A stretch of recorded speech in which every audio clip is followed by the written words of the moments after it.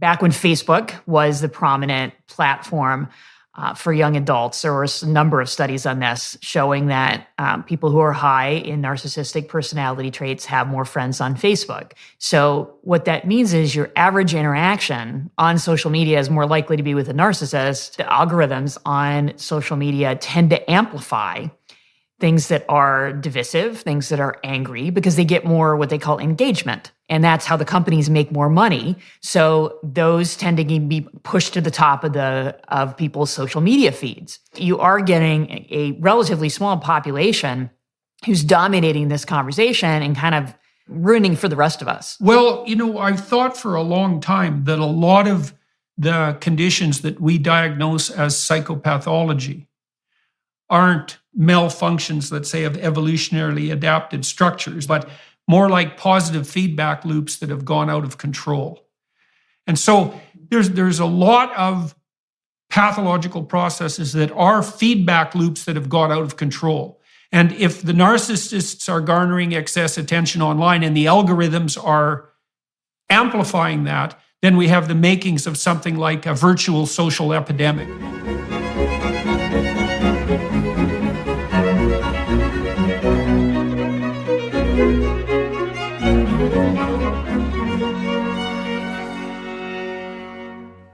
Hello, everyone. I'm pleased today to be talking with a fellow research psychologist. Dr. Jean M. Twenge is the author of the recent iGen, Why Today's Super Connected Kids Are Growing Up Less Rebellious, More Tolerant, Less Happy, and Completely Unprepared for Adulthood. She is professor of psychology at San Diego State University and the author of more than 180 scientific publications and books. Her other published books include Generation Me, Why Today's Young Americans Are More Confident, Assertive, Entitled, and More Miserable Than Ever Before. The Narcissism Epidemic, Living in the Age of Entitlement, co-authored with W. Keith Campbell. The Impatient Woman's Guide to Getting Pregnant. Personality Psychology, Understanding Yourself and Others, co-authored with W. Keith Campbell. And Social Psychology, co-authored with David G. Myers. Dr. Twenge frequently gives talks and seminars on teaching and working with today's young generation based on a data set of 11 million young people. Her audiences have included college faculty and staff, high school teachers, military personnel, camp directors, and corporate executives. Her research has been covered by Time, Newsweek, the New York Times, USA Today, US News and World Report, and the Washington Post. And she has been featured on Today, Good Morning America, CBS This Morning, Fox and Friends, NBC Nightly News, Dateline NBC, and National Public Radio. Dr. Twenge holds a BA and MA from the University of Chicago and a PhD from the University of Michigan. She lives in San Diego with her husband and 3 daughters.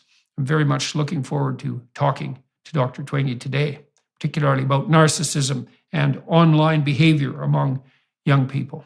You introduce the book, Who is iGen and How Do We Know? And then talk about chapter 1, In No Hurry, Growing Up Slowly. That's the prolongation of childhood. And so tell us about that and also about what you make of it. Yeah, so childhood really does last longer now. Kids are not as independent. And when they get to be teenagers, they're just less likely to do all of these things that adults do and children don't do. And it's part of a bigger cultural story. It's part of what evolutionary psychologists call a slow life strategy. So that means at times and places when people live longer, when healthcare is better, and when education takes longer to finish, parents tend to make the choice to have fewer children and nurture them more carefully. So that's a pretty good description of the way that we raise kids now. So you get that kids don't walk to school by themselves as much. And then when they're teens, they are more reluctant to get their driver's license or to go out or to date or have a paid job. And then by young adulthood, it takes longer for people to settle into a career and get married and have children. And then even older adults affects them too, that 50 is the new 40 and people are healthy for longer. So the entire trajectory of life has really slowed down. And for iGen or Generation Z, where that really comes out is that their teen years are very different from their Gen X parents who remember, going out, driving around in cars, getting in trouble, drinking alcohol, all of those things. And their kids don't do that as much. So do you see this as a prolongation of childhood in a positive way because people have longer to live, or because the cynic in me, I suppose the Freudian too, thinks of this as a consequence of overprotective parenting and the inappropriate extension of childhood into adolescence? And I'm wondering too, to what degree you talked about improvements in healthcare and transformations in technology, longer lifespan. To what degree is this also a consequence of the fact that people are older when they have children, that they have fewer children, and that they're wealthier, which all of that would make them in some sense more conservative, but also in some strange sense more careful with their children, and maybe even more inappropriately careful. And especially the age of parents that's increased over the years, and the fact that there are fewer siblings, which also seems to me to tie into your work on narcissism, because I think siblings tend to knock the narcissism out of each other. And so when you don't have any, well, you definitely are a special, especially if your parents have been waiting for you for a long time. Yeah, so it's definitely a function of people waiting longer to have kids. And you said they have more resources and they have fewer children. Because when you think about this strategy, that's when it happens. It happens when there's more security and when everything tends to slow down. And when there's fewer kids, just from an evolutionary perspective, then parents are going to protect them more. It's also, you just can't keep track of them all when there's a lot of them. So my mother comes from a family like that. There were 8 children in her family and a dairy farm in Minnesota. And they couldn't possibly, have run their dairy farm and kept track of every single one of the kids. So they learned how to be independent very early on. But, that was in the 1940s and 50s. And that was the standard at the time. Even families with fewer kids, it was normal for the children to go and play, and it was be home at dinner or come home when the streetlights come on if you grew up in a more urban setting. But that was the idea of, you kind of let kids do what they wanted to, and that's different now. And it's not just from the parents.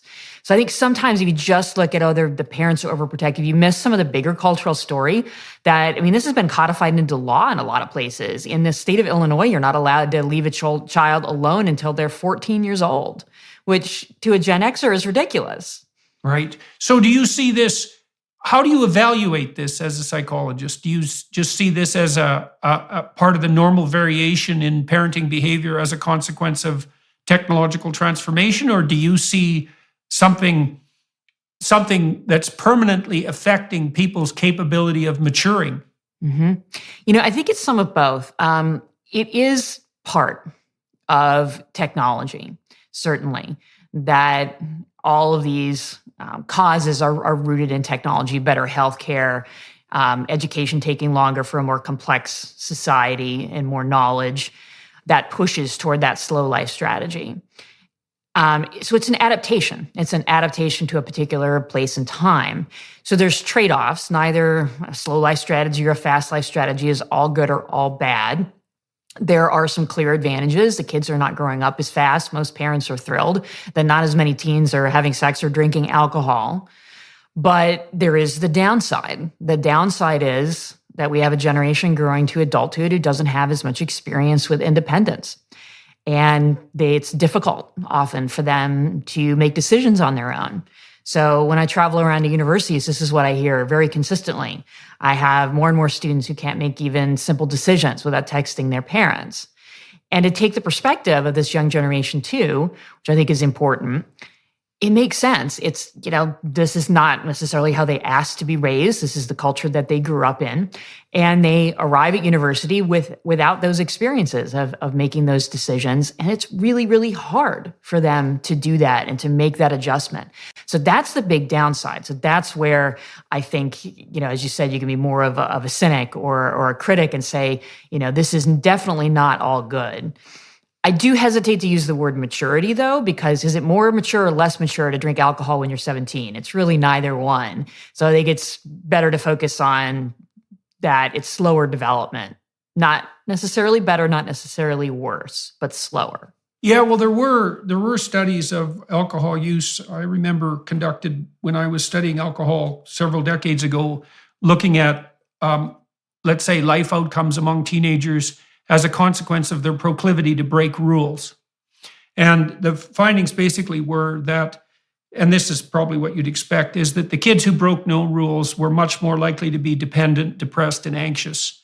And the kids that broke too many rules were much more likely to be antisocial, right, and criminal. Mm-hmm. And so there's a sweet spot in the middle, like there is so often, where a certain amount of experimentation is exactly what you'd hope for. And the question would be, if the proclivity of young people to drink less alcohol, and I mean alcohol is pretty damn toxic, it's a bad drug, all things considered, is a net good because they're delaying their experimentation. That's probably neurologically healthy, at least with regards to the effects of alcohol. But if it means that they're doing less experimentation in general, then that the question is what the long-term consequences are. I mean, if it's only a delayed maturation, then in some sense, it doesn't make that much difference. But if it's a permanent abdication of maturation, then that's a completely different issue. And you also mentioned cell phones and texting parents. I mean, one of the ways that people learned to make decisions before there were cell phones is that they didn't really have a choice.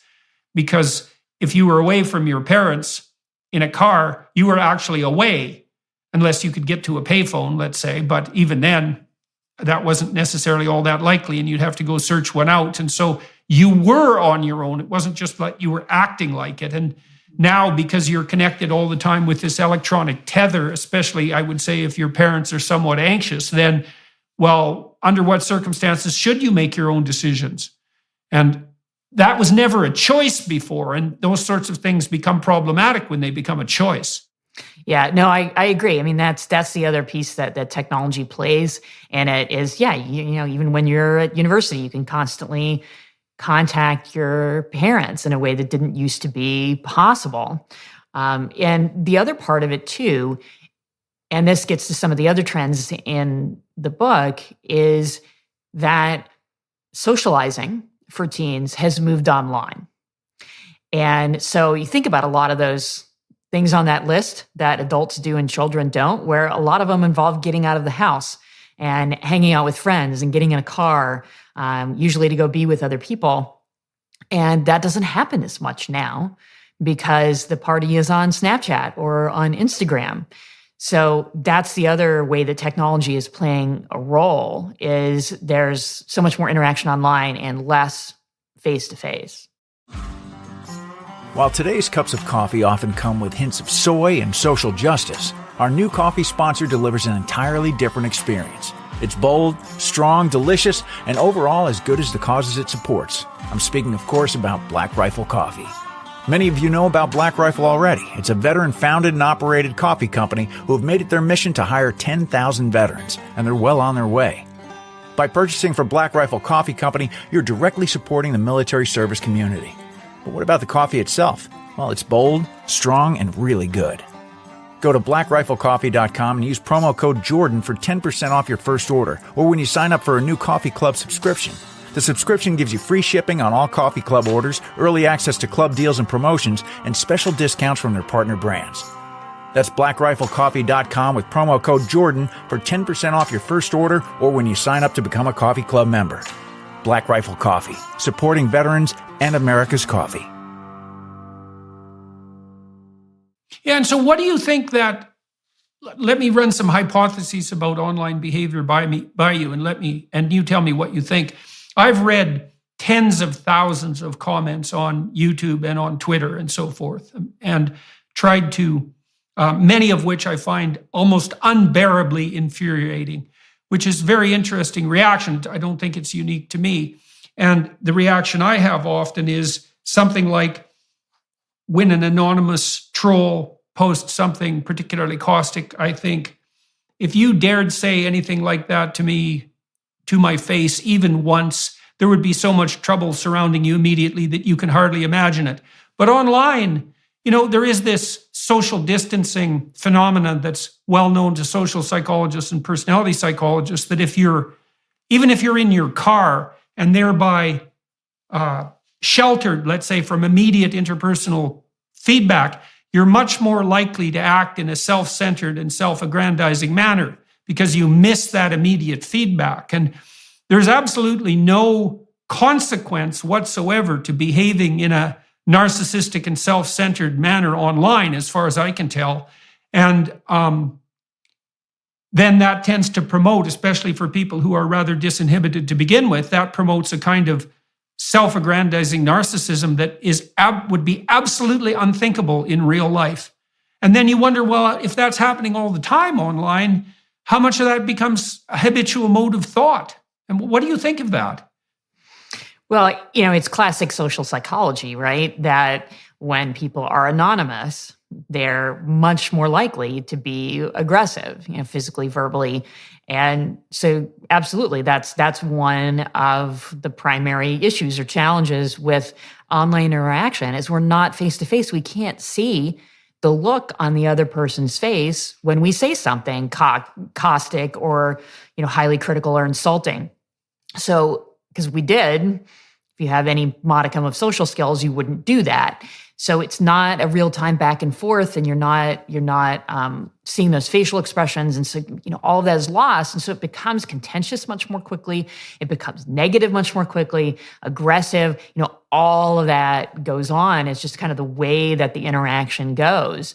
And is that narcissism per se? I'm not sure I would label it that way exactly. It's more that it's anonymous, and thus it frees people to just go with their base impulses, especially around aggression. Well, and especially you'd think it would free people who are prone to have those proclivities to do that as well. And I also think that that's more true of people who harbor a fair bit of resentment and who are relatively cowardly.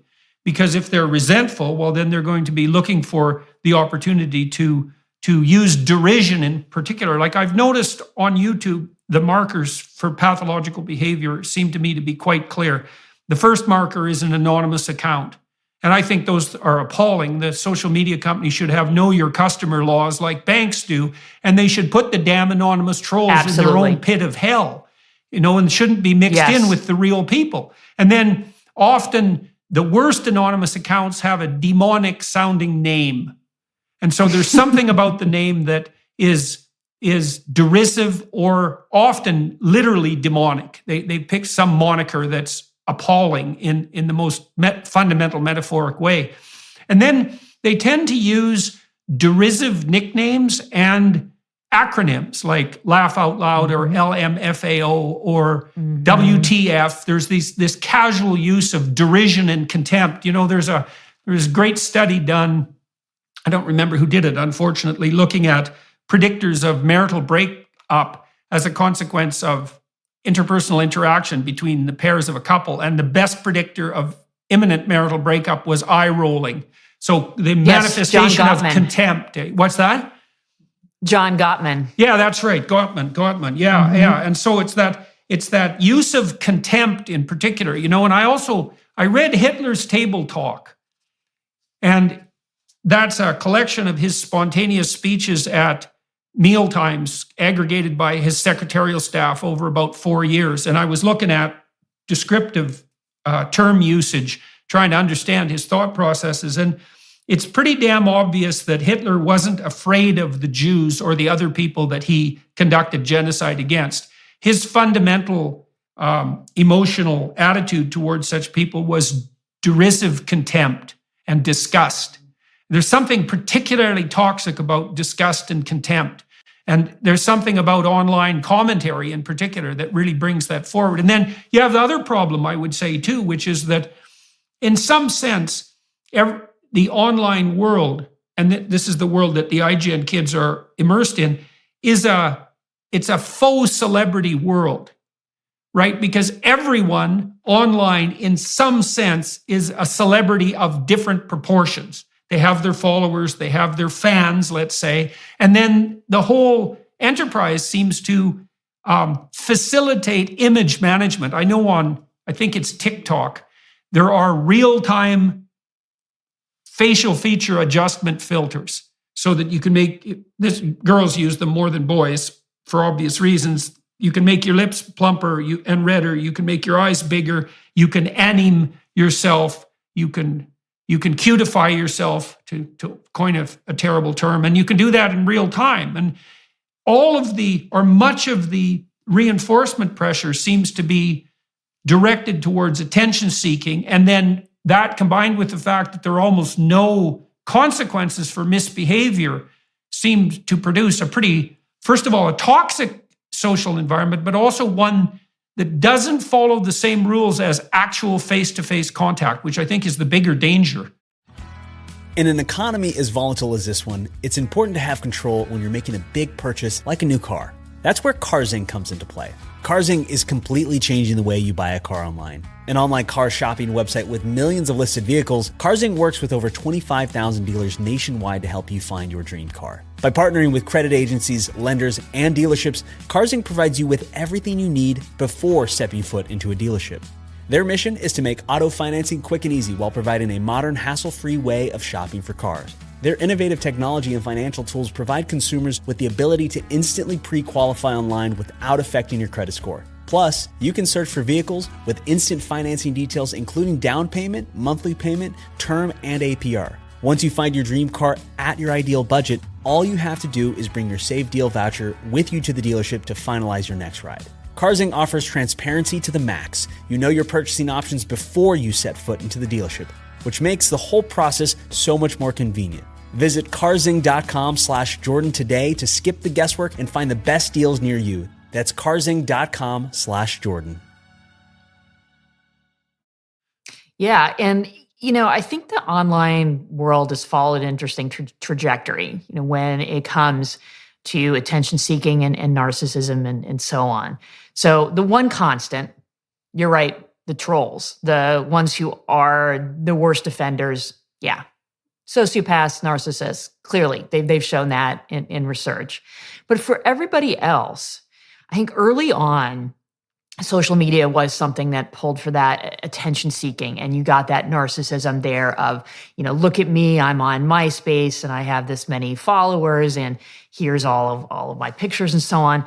But then when social media became more mandatory, which is really what it became for iGen around the early 2010s, when, almost 80%, 85% or so of high school students are doing that every single day on social media.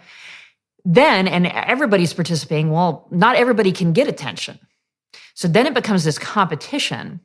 So I think at that point became less about narcissism for most people and more about not measuring up.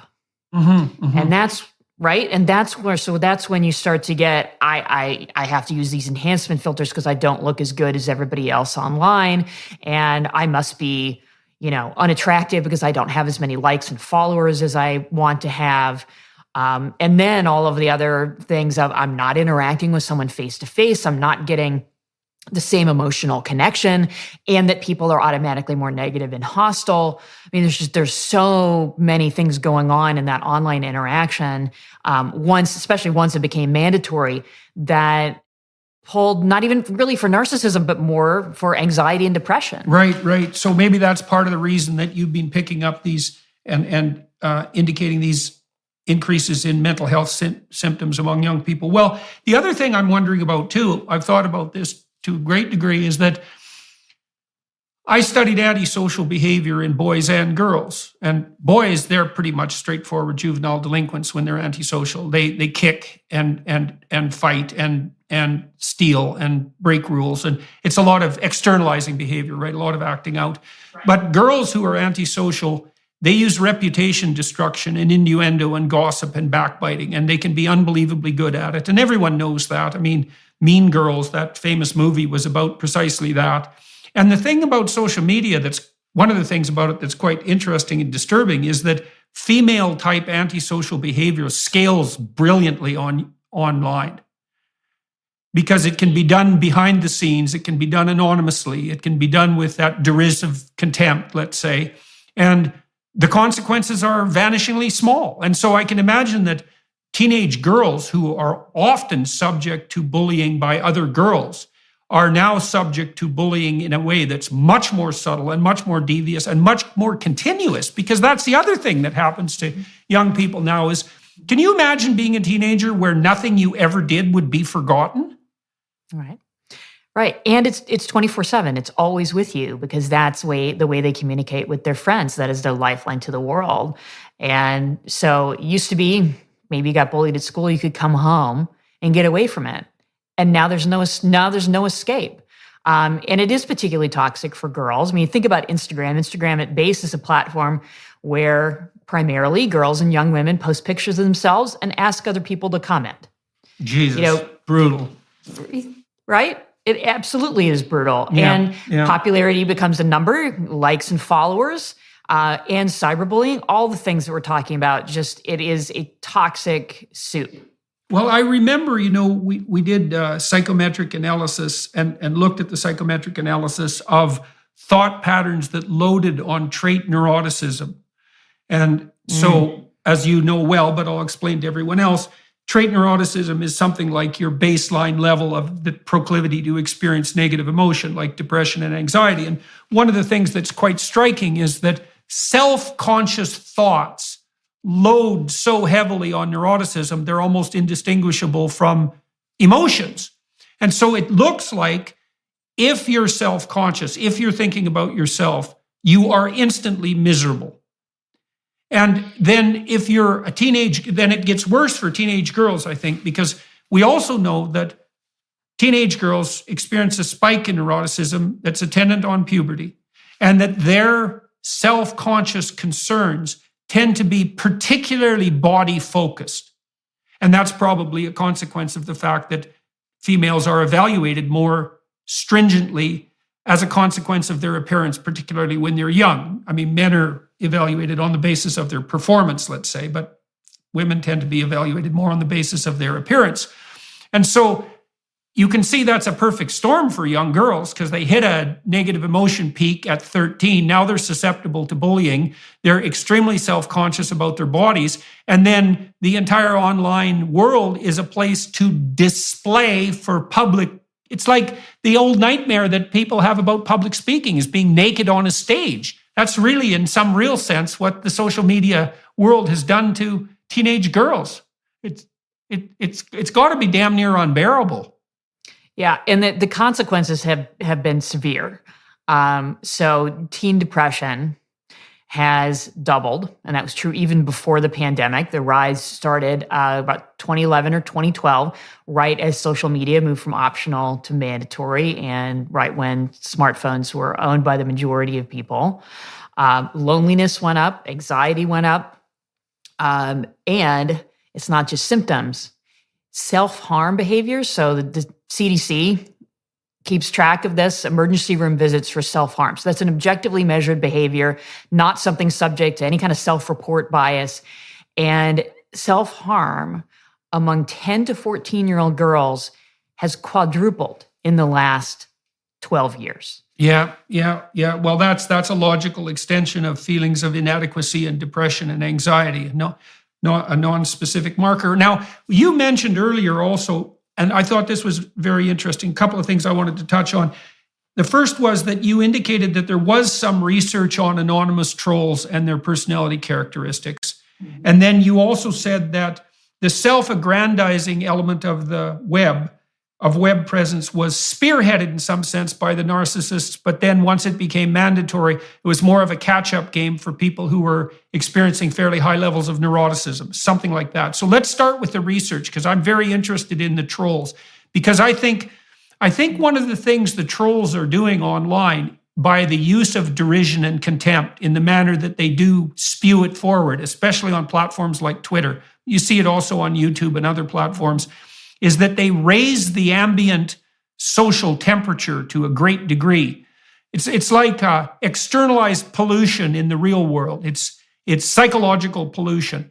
They say things that no one should possibly be allowed to get away with in the public forum. They spew their venom forward, and it makes everything appear more polarized and caustic than it really is. And so who are these people, the anonymous trolls, as far as the research indicates?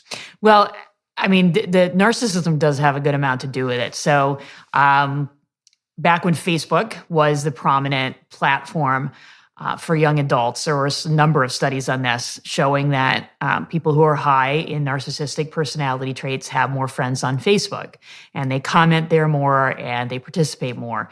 So what that means is your average interaction on social media is more likely to be with a narcissist, not in the majority maybe, but it ups the odds compared to your average conversation face to face.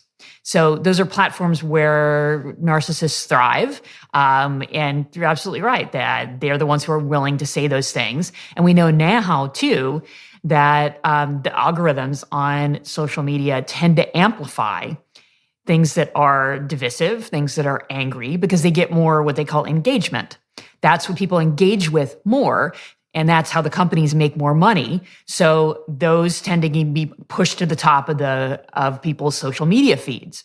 So you are getting a relatively small population who's dominating this conversation and kind of, I don't know how else to put it, but ruining for the rest of us. Well, I've thought for a long time that a lot of the conditions that we diagnose as psychopathology aren't malfunctions, let's say, of evolutionarily adapted structures. That was one definition that cropped up a fair while ago, but more like positive feedback loops that have gone out of control.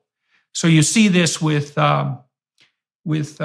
agoraphobia, right? People start to withdraw instead of approaching when they're anxious, and that makes their anxiety worse, so they're more likely to withdraw. You see it with depression, because depressed people are less likely to interact socially, and then they start to withdraw, and that makes them more depressed. They're less likely to go to work and so forth. You see it with alcohol, because people who develop alcohol tolerance start to drink to cure their hangover. And so there's a lot of pathological processes that are feedback loops that have got out of control. And if the narcissists are garnering excess attention online and the algorithms are amplifying that, then we have the makings of something like a virtual social epidemic. And it does look like that to me. I'm trying to understand what's driving the polarization and divisiveness. And I do think that I think a lot of it's virtual in some real sense, because the online world and the real world have become so dissociated and so distinct that they don't even look like the same place anymore. You see that with media, but you also see it with the things that are so troublesome to people online that don't seem to make themselves manifest in the real world at all. So we've got this weird divorce that's a consequence of this layer of abstraction that's the online world, and it's producing its own associated pathologies. That rise in self-destructive behavior, that's cataclysmically awful. Let me add another bit of pathology to this. Tell me what you think of this. So of course, that there's been an absolute explosion in childhood gender dysphoria. And it made sense to me that occurred because we added confusion to the definition of male and female, let's say. And when you confuse people, you confuse the most confused the most. And that often tends to be young girls around 13. And they're the ones that are prone to psychogenic epidemics. And they're the ones that are experiencing much higher rates than normal of so-called gender dysphoria. Now, I'm curious about your thoughts on that in relationship to attention seeking, because if we took that group of the more neurotic catch-up players on social media, they need a marker of uniqueness or status in order to attract attention to themselves. And it seems to me that this emphasis on multidimensional sexual identity provides an easy avenue to the kind of uniqueness that might scale well on social media. Does any of that make any sense to you? Is that a reasonable hypothesis? Well, it's really hard because these trends are so new and we don't yet have, really solid statistics. It's actually something that I worked on for my new book. So I'll be able to talk about that a little bit more next year, because that has to be the first step. Is we have to say, is this actually increasing? Because it certainly seems that way, but we need that data to figure that out. And then the why question is the even harder one to answer, because some, of course, have made the argument that, well, there's more acceptance now, and so that's why there are more people who are coming out as transgender. But there is the whole question, which I think is we have to explore it at least, about what is the role of the online communities in this, because there are some folks who have said it's a positive thing that the thing about online communities is if you're in a relatively unique group, you can find other people like you, and then that can be beneficial. But there are some who argue that that may not be as beneficial. And it's just so early. I think we just don't really know. It's probably beneficial if the group that you're pursuing is pursuing beneficial aims that are part of your character. Like if you have a particular creative proclivity or a particular interest in a set of ideas, and you can find a group that will support you in that, that's not much different than what happens to kids who are smart when they go off to university, if universities are working properly. But if you're anorexic and you find a community that's devoted to ensuring that you do think that you're fat and helping you figure out ways to restrict your food and normalizing that, then obviously that's not helpful at all, quite the contrary. And so, it is a peculiar fact that statistically unlikely proclivities can be normalized very rapidly online as a consequence of the generation of a community. Because, as you know, we tend to regard ourselves in relationship to the peer group, the immediate peer group that we formulate around us. And so if you're 1 in 10,000 in your peculiarity, but you have 20 people around you who are the same, it's going to feel pretty damn normal pretty quick. And if you're truly exceptional, that's a good thing. But a lot of what constitutes truly exceptional is manifested on the pathological side. And we don't know the consequence of community building on that front yet. I think that's correct. That in general, what the internet allows people to do is to create those communities based on some of these unique identities, and that can be used for good. So a gay kid in a small town who doesn't know anybody else like them can find a community. But then on the other hand, someone who wants to be anorexic and encourage other young girls and young women to be anorexic, they can also find each other. And that has some pretty negative consequences. Right. Well, and there's also the facilitation of online predation as a consequence of the irresponsibility that anonymity allows too. So if you are an isolated young person and you're searching around for an identity group, you're just quite nicely likely to run into somebody who's psychopathically predacious online as well. And that happens in no small percentage of cases. I've known a number of adolescents who got tangled up with someone pretty damn nasty online, much to their parents' chagrin. And that's especially true on the sexual exploitation front. Yes. And that's primarily because social media is so unregulated. So there's no age verification, for example. You could be 36 and say that you're 13. You can be 9 and say that you're 16 or 13 to be able to get an account. You're supposed to be 13 to get a social media account, but it's not enforced. So there's very young children who are on it. And then adults and children can communicate with each other. And that has led, unfortunately, to a lot of sexual predation and other really unfortunate situations. Yeah, well, we could think about this from an evolutionary biology perspective, I think, for a moment or two. That might be interesting. So I know that the rates of psychopathy appear to vary between about 1% and 5% cross-culturally. And so I talked to David Buss about various theories about that percentage. And so the first observation is it's actually not very effective to be a power-mad psychopath, right? So 95 to 97% of people aren't. And the reason for that is it's really not a very effective strategy. You even have to run away from yourself eventually if you're a psychopath. And they tend to have itinerant lifestyles because people cotton on to their narcissistic Machiavellianism sooner or later and then can identify them. Now, it might be more useful, biologically speaking, to be a predatory psychopath than to be someone who's so depressed and isolated that they never go out of the house. So you could think about it as a strategy of a reproductive strategy that doesn't always culminate in failure. And that's especially true because young women are less likely to be able to distinguish psychopathic predators from confident and competent males. So you open up a window for psychopathy, and then the window's opened up too because most people are cooperative and productive and generous, at least in the main. But what that means is that a small percentage of people can capitalize on that by mimicking it. And the psychopaths mimic that by being confident and assertive and appearing competent, even though they're predators and parasitic in their fundamental orientation.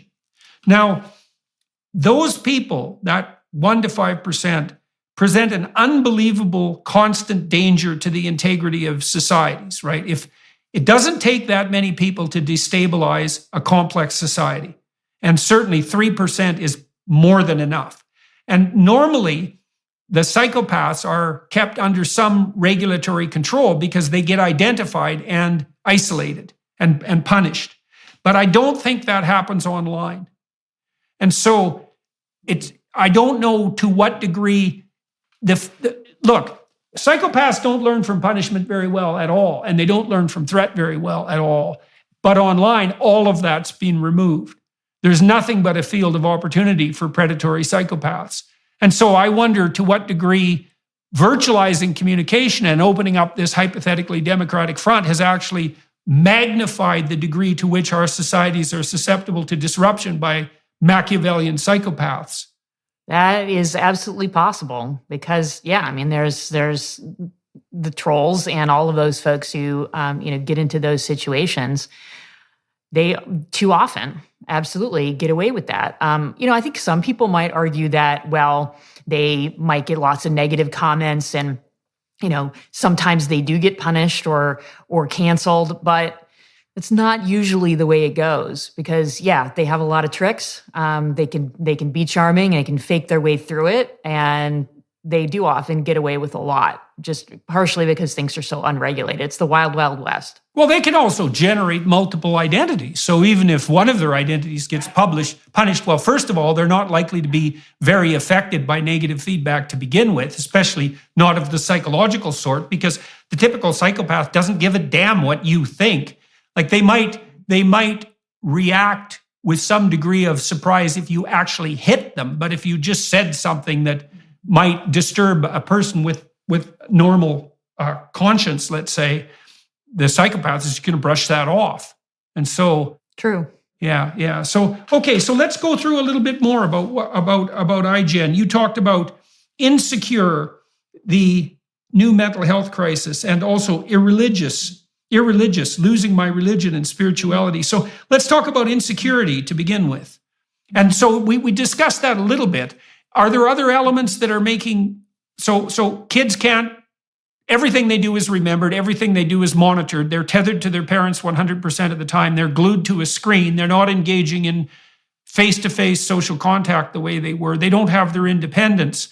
Are there other factors, as far as you can tell, that are rendering them more insecure? Mm-hmm. Well, for one thing, they're not sleeping enough. And the percentage of teens who don't get enough sleep started to rise. And again, right at the time that social media became common and smartphones became common, right around 2012. And right before the pandemic, reached all-time highs in 2 different surveys. So when you don't sleep enough, that's a major risk factor for developing depression and self-harm. And it's not just the timing, not just that the timing lines up with technology.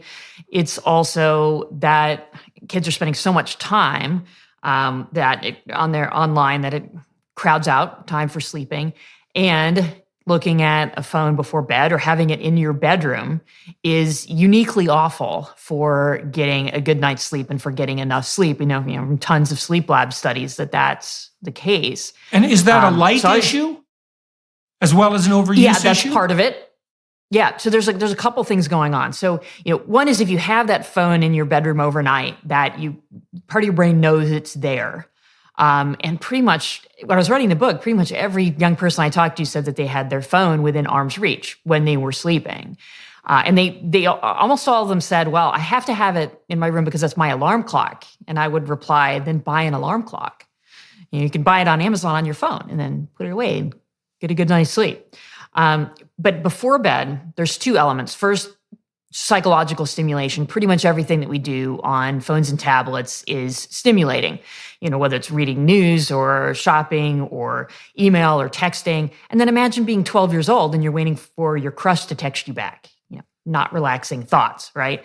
And then the light issue, that the blue light from the devices, especially when held close to the face, tricks our brains into thinking that it's still daytime, and then we don't produce enough melatonin, the sleep hormone, to fall asleep quickly and get a good night's sleep. So there's so many different factors in the way that technology is disrupting sleep, and that may be a major mechanism for why we have such a high rate of depression and truly a mental health crisis among adolescents. And do you have any idea what the relative strength of these contributors are? I mean, we talked about the necessity to put forward a false and perfect face. We talked about the possibility of being bullied online, that things can't be forgotten. And now we add really a biological element to this, which is sleep disruption as a consequence of the potential for new information, excitement before bed in the form of exposure to all these pathological social tendencies we already described, and exposure to blue light.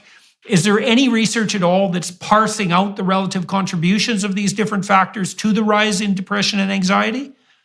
It's a great question, and I don't think we really know. I mean, what we have is more individual level correlational data, which is going to have some different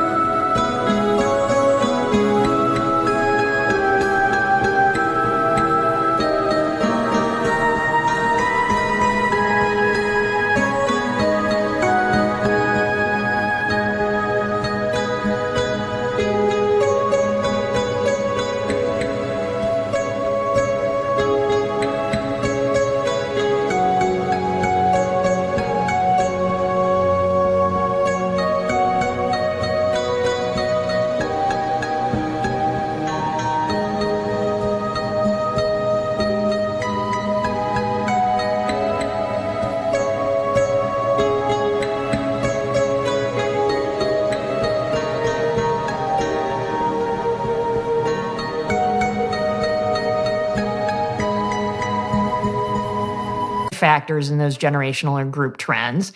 But sleep definitely has the largest correlation with depression and unhappiness, among those factors. But it also, of course, depends on the individual, because for some kids, they may have that phone away from them at night, but then if they're getting bullied and feel terrible about their body all day long, that can also have those severe consequences. So it's hard to say. Well, and those things tend to loop too. So many things can contribute to sleep disruption. And then once sleep gets disrupted, well, then all those other things tend to get worse, and that's all a downhill spiral. So that's rough too. Unexpected consequences of technological innovation, especially on the light front. Yeah, that's a rough one. You talked about irreligious and losing my religion and spirituality. And so that's an interesting measurement, let's say, or an interesting issue to focus on. And so tell me about the significance of that. Yeah, so, we've known for a while that the number of people who affiliate with a religion or attend religious services has gone down, especially among teens and young adults. But there were kind of these theories for a while, like, okay, well, young people are not as interested in institutions and joining a group, so that's why that's gone down. But privately, they still pray and believe in God. Well, as of about 15 years ago, that also started to go down. So that theory had to be discarded, because even private religious beliefs started to decline. Then you got the theory of, oh, well, they're not religious, but they're more spiritual. The data doesn't back that one up either. From the surveys, that number of people who say that they're a spiritual person has stayed fairly constant, even while the number of people saying they're religious has gone way down. And then among university students, fewer say that they feel like they're above average in spirituality. So not religious, not particularly spiritual either. And you get a decline in the number of young people who say that finding meaning and purpose in life is important, that developing a meaningful philosophy of life is important. So all of these intrinsic things, these intrinsic values and goals, have become less important. Those all seem to be medium to long-term goals, right? So to develop a purpose in life, to develop a philosophy of life, to aim at an integrated spirituality. And one of the things that the web does particularly well is capitalize on short-term attentional well, let's just call it short-term attention, right? It's the next hot thing. It's the 24-hour news cycle in some sense, broken down into 30-second bits. And you can distract yourself endlessly with those sorts of things. I mean, I'm saying this too, obviously, as a prolific creator of more long-form content, but we use TikTok and Instagram and these shorter forms as well to communicate with. But you can certainly feed yourself on a steady diet of 15 to 30-second clips, and they are engaging in the moment. It's like a nonstop procession of personalized ads in some real sense, and it often is ads. And so that seems to be happening at the expense of these medium to long-term commitments that might be indicative of maturity and adulthood and spirituality, religious orientation, civic duty, all of that. Maybe that's contributing to that immaturity as well, the maintenance of that short-term attention. Because that's the experience so many people have online, especially at platforms like TikTok. You're just watching all of these short videos, and then before you know it, an hour has gone by. An hour of your life you're not going to get back. And it is just that what's immediate. And you have to respond to your friend's post right away and make a comment or say that you like it. And it's all of that immediacy that isn't really focused on the long term in a way, which is funny because in other ways, this generation, iGen or Generation Z, has been taught to focus on the long term. So they're not doing that on their phones. But then in terms of goals around careers and going to college and university and all of those things, they do focus on that. And it's been ingrained in them that they have to be long-term planners and make sure that they're thinking about each step of their lives. So they have that disconnect between what adults are telling them to do for the plans for their life and then the way that they're living online. Right. So, and then insulated but not intrinsic, more safety and less community. What does that mean? So the safety piece was interesting because when I first started the book, it wasn't something that was really on my radar screen. But the more I talked to young people in this generation, and the more I looked at what had really changed in society, safety was a major, major theme that kept coming up over and over. And again, there's trade-offs. The upside is that there's been so much emphasis on the safety of children and teens that's worked. A lot fewer teens get in car accidents or any kind of injuries. Same thing with children. All of these safety things that we put in place have really done a good job. But it's not just protecting kids from physical dangers that society's focused on. In many ways, it has shifted to also protecting kids from having experiences, from being upset, from failure, from all of these learning experiences. From adventure. Yeah, from taking risks. And what's really interesting is Gen Z has not rebelled against that, which is what you might expect, adolescents to do. They have embraced it. So they're less likely to say they want to take risks, say when they're 16, 15 years old. What happened to teenage rebelliousness? Like that was something that was such a pronounced characteristic of being a teenager. You also touched on that when you mentioned that so many fewer kids are getting their driver's license. And that was just incomprehensible to me when I first became aware of it, because I remember when I was 14, 15, every single person I knew was just absolutely, they were lined up outside the driver's license office like an hour before their birthday to get their license. That was top of the priority. And part of that was to be able to get away and to be autonomous. And so why do you think that spirit of adolescent rebelliousness has vanished to such a great degree? Yeah, there's a lot of different factors, but a lot of it is just that has been the way that society has shifted in so many ways, is placing safety as the top priority, not just physically, but also, and Gen Z in particular likes to talk about this, emotional safety. So, and many of them told me that they thought emotional safety was just as important as physical safety. That was one of the reasons they were scared of social interactions, because you never know what someone might say to you. And to a Gen Xer like me, I was like, well, yeah, that's how it works. But they're used to texting and being able to compose their response and to not have to worry about the look on their face when they read what someone else, has said. So that's one factor that comes in there. And then it is also just with the slow life strategy and other changes in parenting and in culture in general, in how we treat young people, that yes, it's good that we have tried to protect them from a lot of these dangers, but we have also coddled them in some ways that has done them a real disservice, that we have not prepared them for adulthood, that we have not let them take as many risks and learn from that and have adventure and all those things. Well, that risk of direct communication is an interesting one. I heard a comedian in UK at a free speech comedy event who said that she had gone to a university to do a comedy show, and they gave her a list of topics that were off limits, which is a hell of a thing to do to a comedian. And then not only that, they gave all the student attendees these badges. And if the badge was green that you were wearing, then other people could talk to you without your permission, including the comedian. But if you didn't have a green badge, yeah, no kidding. And I didn't have any, I thought that was pathological beyond comprehension, but it's so protective that it's positively eatable. But you just put your finger on something interesting, which is if you're accustomed to being able to formulate your response thoughtfully, you're doing that by text, for example, then the immediacy of interpersonal contact might be off-putting to you. I don't know how isolated the kids are who only use their phones.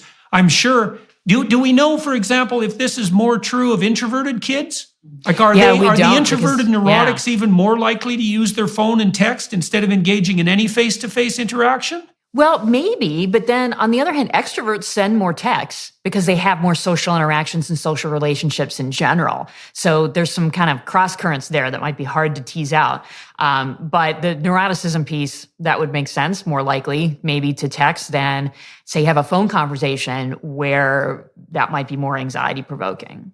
Chapter 8 is income insecurity, working to earn but not to shop. And you talk a bit about shopping in the iGen book, about the fact that also feeds into this self-centeredness in some sense, that money is it's consumerism gone mad. And of course, that's promoted by the social media networks that are monetizing teenage attention.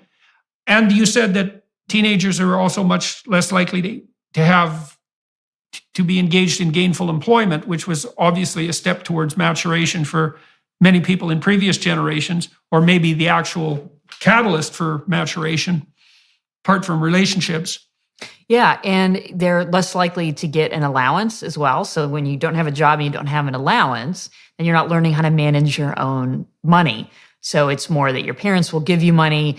And so that's another aspect where they're not learning as much about how to make decisions, is around money. Yeah, well, this brings up the issue in some sense of optimal deprivation.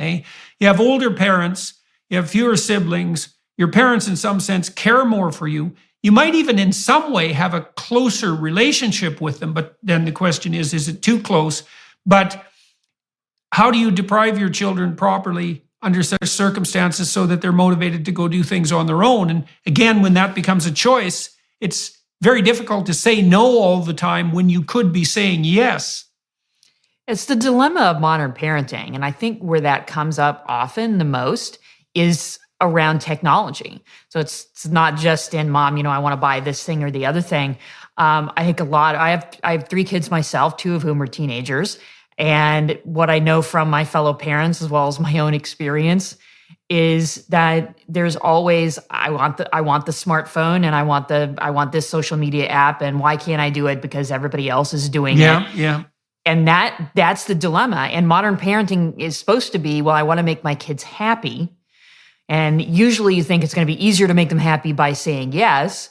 But then if you say yes to some of these things, what's going to happen is all the potential consequences that we've been talking about. But it's difficult because, of course, not everybody is going to have the very negative outcome. Some people are going to be on social media and be fine, but you don't know which bucket your kid's going to end up in until they use it.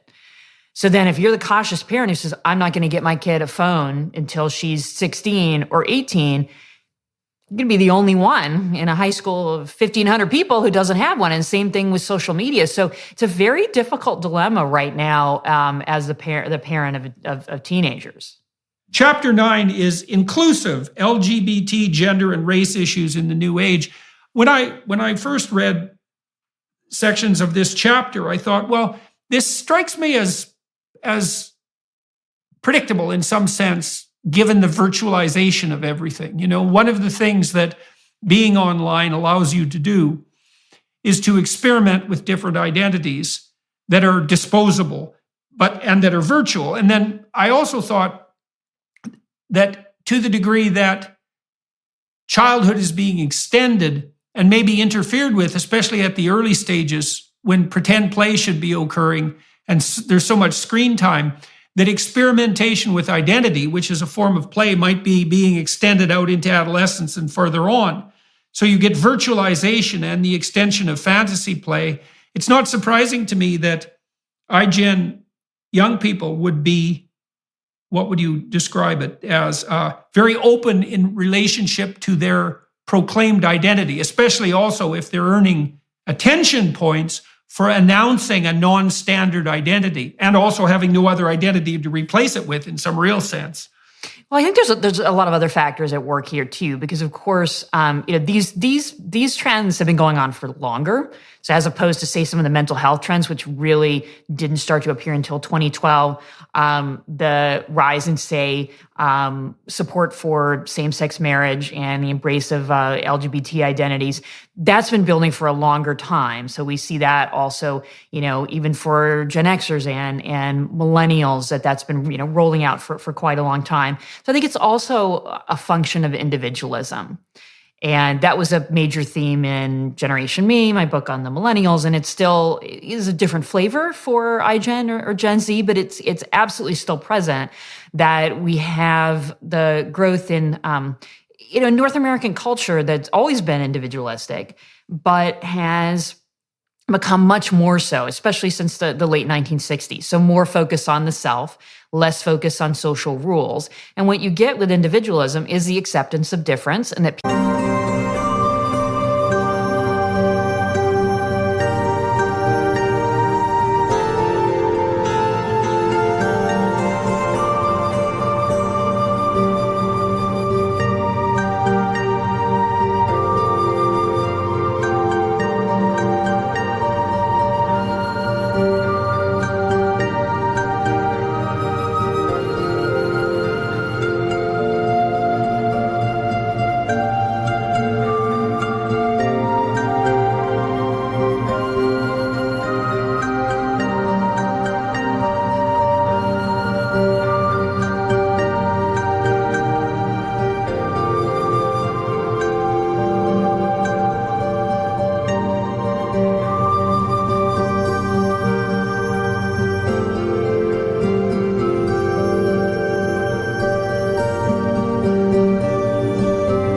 people will be who they are. And so that, I think, that's also a natural consequence of more individualism, that you will get more acceptance of different sexual orientations. Right. Well, it's a strange individualism, though, because it's based, again, on what you might describe as maximization of short-term identity. It's sort of the claim is, I can be whoever I want, and all social regulation of that is nothing but an imposition, which is really not true at all, because most of the time, following social principles allows you to form relationships with other people and opens up horizons of opportunity to you. That's the benefit of sacrificing not exactly individuality, but short-term individual whim. And it's something that children learn as they mature, right? They can't get everything they want right now, but the payoff for that is that they can get along with other people and that things work better over the long run.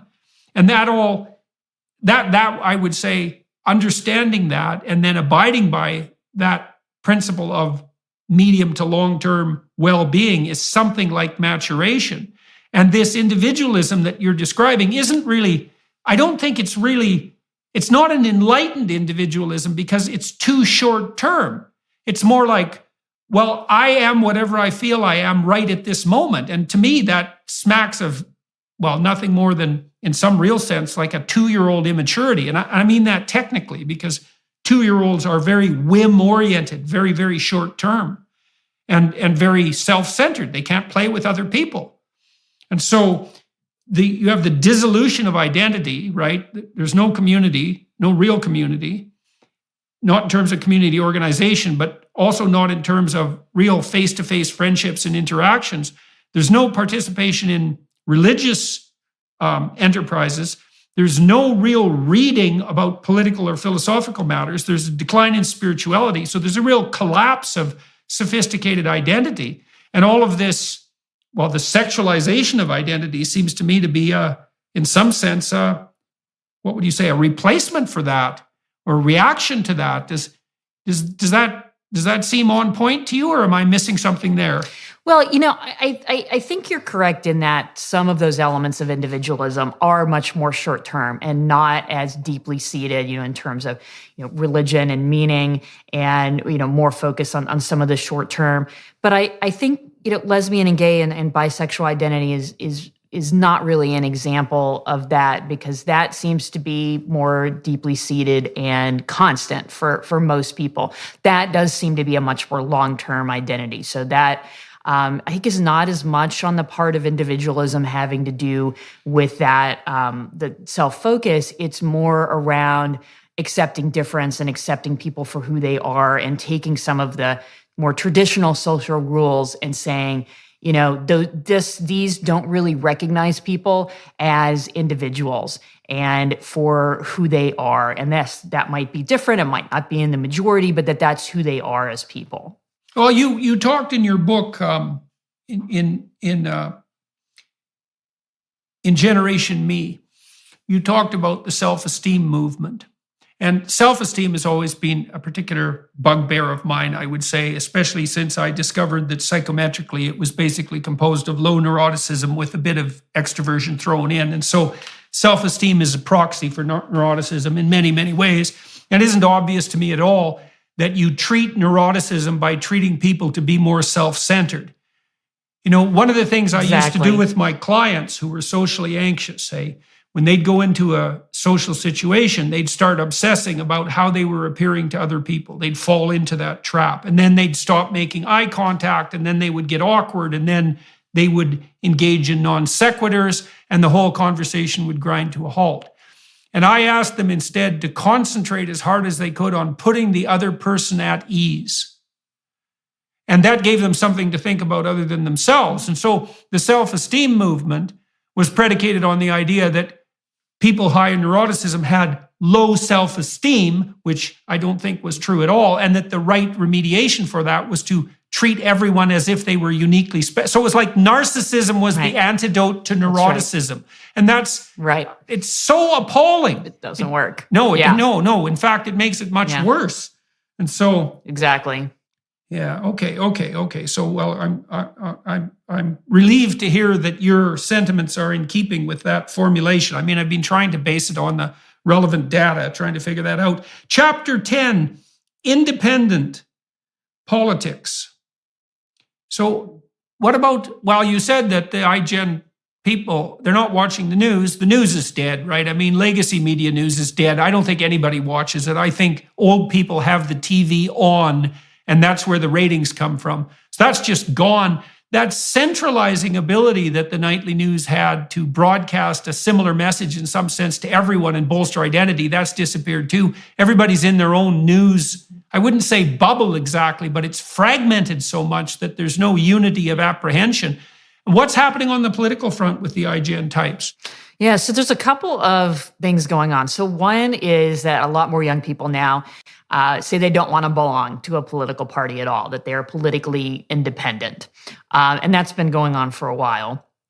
The other big piece is just huge political polarization, partially for the reasons that you mentioned, that everything is so atomized that you can get your news from a particular source. And perhaps because of the caustic nature of a lot of online interaction, it becomes contentious very, very quickly. So we have a political atmosphere that's just very, very aggressive and very, very polarized. And I mean, it's gotten to the point here in the US where people don't even agree on their own facts, that the two parties have different sets of facts. And young people reflect that larger cultural change. I think they may want to change it, but they also show more who say they're very liberal or very conservative or very much on the left or very much on the right, and fewer in the middle. Yeah, well, that atomization of political identity, it's another interesting twist on the notion of individualism, because you might say that not joining a political party, not joining a political group, not joining a religion, not cementing a local social network, let's say, frees you up because you're not constrained by the necessity of abiding by the principles of those groups. But the problem with that is that the more, and this is something that people don't really understand well about choice, is there's not a lot of difference between excess choice and anxiety. They're very much the same thing, right? If you have too many pathways open in front of you, and I can't help but think that this is contributing to the epidemic of depression and anxiety. I mean, if you have a 3-year-old who wants to dress himself and you open up a closet full of clothes, he or she is just generally stumped into immobility. If you lay out 3 outfits on the bed and say, pick one, then they're perfectly happy because they've had the right amount of constrained choice. And we've been teaching young people that all social norms are nothing but constraints on this individualistic freedom. And that completely underplays the role that identity plays in encapsulating anxiety. Now, I was talking to Carl Friston the other day, the neuroscientist, and he's convinced, as are many people, that our conceptions are entropy management techniques in some real sense. So, once you define yourself, for example, within the confines of a given identity, now you're playing a bounded game that might open up an interesting amount of options, but not so much that you drown. And to lose all those intermediary social structures, except maybe the bond you have with your parents, that strikes me as a mental health catastrophe. So we should conclude this maybe by talking about your last chapter. What's to be done? Yeah, well, I think we absolutely have to get a better handle on technology, particularly social media. We need more regulation. We need more balance. Technology is not all bad by any means. I mean, it's amazing how many things that we can do with what we have, but it has to be a tool we use, not a tool that uses us. And the latter is exactly where we are. That it's amazing how many people talk about social media using the language of addiction. And it is very clear what impact these technologies have had on young people in particular, and the mental health crisis that we're confronting. So we really have to get a handle on this. And one thing that I am encouraged by is how many young people are recognizing this and taking those steps themselves. A college student named Emma Lemke, who founded a movement called Log Off. And she says it was from her having such a incredibly terrible experience with Instagram when she was a high school student. And so she's encouraging other young people to cut back, if not eliminate their social media use and experience the rest of life and leave a lot of that toxicity behind. And I'm encouraged to see more of that and more bipartisan support for regulating social media. And so maybe we'll get there. Well, and so what do you have for suggestions that are practical on the regulation front? We talked a little bit about, clamping down on the online trolls and the anonymous accounts. I mean, that just seems to me to be a no-brainer. At least they could be put in their own category, right? You're either a real person or you're a fictional anonymous or a bot, in which case, you're consigned to perdition. People can read your comments if they want. But concretely, first of all, what do you think the social media platforms could do and should do? And even if they did it, do you think that the social media landscape will just transform itself so rapidly that it'll elude any sort of regulation? Because, a lot of these social media platforms are only a couple of years old. They spring into being. They're massively powerful. I don't imagine they have a tremendous amount of longevity. And so we're playing regulatory catch-up all the time. Yeah, absolutely.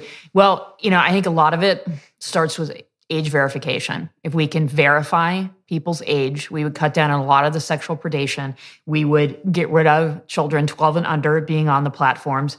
The platforms could have more regulation and be safer for, say, 13 to 17-year-olds in terms of hiding the likes and comments on other people's posts.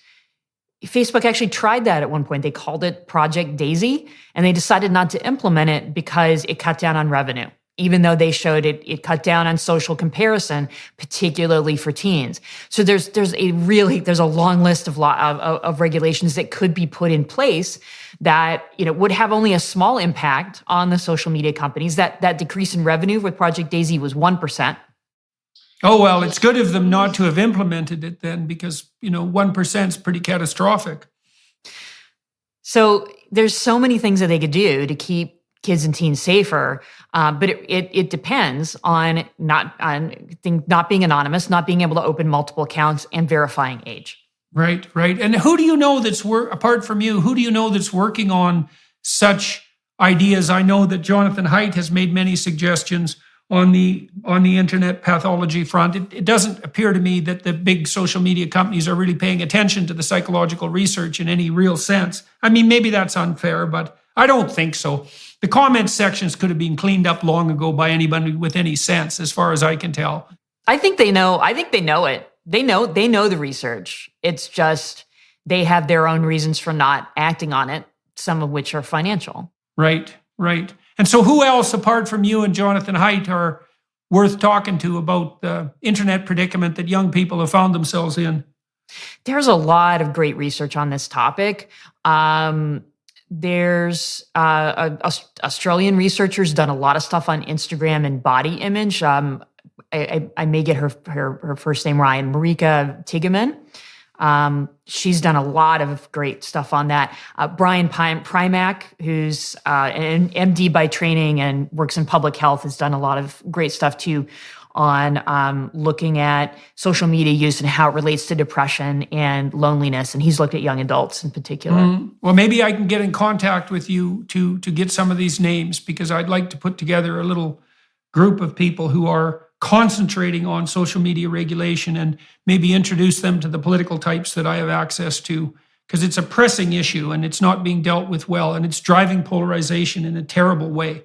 And all right, well, we should wrap up this part of our conversation. We spoke today almost primarily about your new book, iGen, an analysis of the first generation, the behavior of the first generation who've been exposed, I would say, over the entire course of their life to these radically new technologies that we so thoughtfully refer to as phones, when they're much more, God only knows what they are, but they're certainly not phones. And I appreciate you very much sharing your insight with us today. And I'd like to thank everybody who's watching and listening on YouTube, and to remind you that I do an extra half an hour with my guests on the Daily Wire Plus platform, where I walk through their lives in a more biographical sense, trying to assess, well, the ups and downs of their career, but also to try to focus in on what's made them particularly, let's say, successful and impactful, and what prices they paid for that and what benefits have accrued. So for those of you who are interested, head over to the Daily Wire Plus platform, and you can hear Dr. Twenge for